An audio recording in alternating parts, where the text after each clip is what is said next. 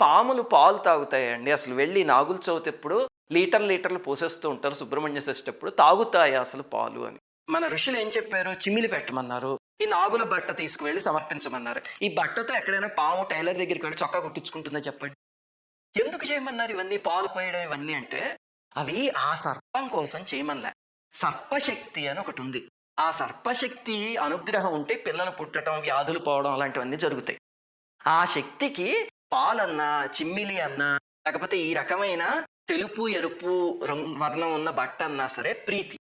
అందుకని ఋషి ఆ శక్తికి సమర్పించమన్నారు. అది కొంతమంది పుట్టల దగ్గరికి వెళ్ళి చేస్తూ ఉంటారు తప్ప మనం చేస్తున్న ఉపచారాలన్నీ ఆ పుట్టలో ఉన్న పాముకి కాదు. ఆ పాము ద్వారా సర్పం అనే దేవతా శక్తికి చేస్తున్నాయి. పాము అక్కడ ఒక రిప్రజెంటేషన్ అంతే. వెంకటేశ్వర స్వామి పూజ చేసినప్పుడు స్వామి ఫోటోలాగా. అందుకని పాము తాగుతుందా తాగుదా అనే తర్జన భర్జన పక్కన పెడితే ఆ నాగశక్తికి సమర్పిస్తున్నారు. అది గుర్తుపెట్టుకోండి.